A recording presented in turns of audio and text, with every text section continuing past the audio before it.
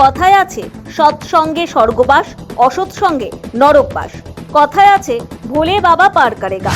ভোলে বাবা পার করেননি। সৎসঙ্গে 122 জন মানুষের ইতিমধ্যে মৃত্যু হয়েছে। তারা স্বর্গে না নরকে গিয়েছে সেই আলোচনার চেয়ে গুরুত্বপূর্ণ হয়ে উঠেছে কে এই স্বঘোষিত গডম্যান বা ধর্মগুরু ভোলে বাবা। এই ভোলে বাবা বিশ্বহরি নারায়ণ সাকারের পরিচয় কি? জানা গিয়েছে নারায়ণ সাকারের প্রকৃত নাম সুরাজপাল সিং। তিনি কাশগঞ্জের বাহাদুরনগরের বাসিন্দা।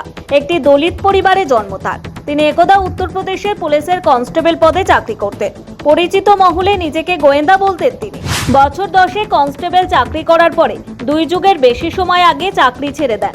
ভোলে বাবা নাম গ্রহণ করেন এবং তার স্ত্রী মাতাশ্রী নামে পরিচিত ছিলেন। ভোলে বাবা ও মাতাশ্রীর সন্তান ছিল না। তাদের সন্তান লক্ষাধিক ভক্ত। পুলিশে চাকরি ছাড়ার পরে তিনি ধর্মপ্রচারক হয়ে ওঠেন। সনাতন ধর্মের মানুষ হলেও এক নতুন ধারায় তিনি ধর্মের কথা বলতেন। তার ভক্তরা বলতো ভোলে বাবা বিশেষ ক্ষমতার অধিকারী ছিলেন। ভোলে বাবার ঈশ্বর দর্শন ছিল স্বতন্ত্র, যার ফলে ধর্মের নতুন সংজ্ঞা তিনি দিতে শুরু করেন। অথচ জানা গিয়েছে ভোলে বাবার বিরুদ্ধে গুরুতর অভিযোগ দায়ের হয়েছিল 1997 সালে।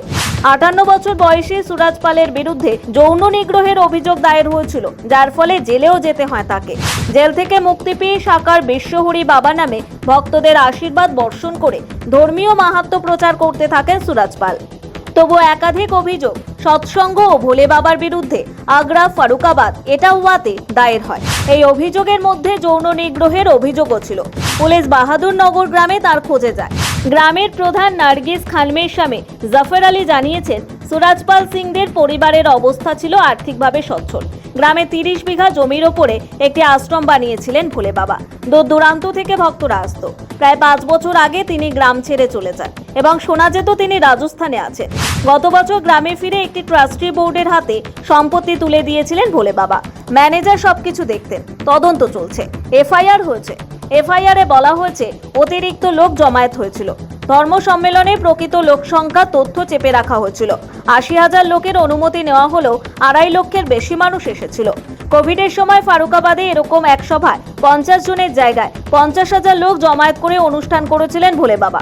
বিভিন্ন অভিযোগ ভোলে বাবার অনুষ্ঠানের বিরুদ্ধে উঠে আসলো।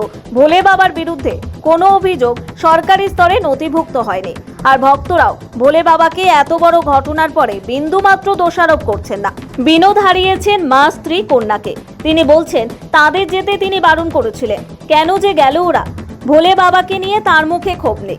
বাড়ির লোকের সৎসঙ্গে যাওয়া নিয়ে তার ক্ষোভ। কর্পূরী চাঁদ ধর্মসভায় হাজির ছিলেন। তিনি বলেছেন ভোলে বাবার কোনো দোষ নেই। যাদের দোষ তাদের শাস্তি হোক।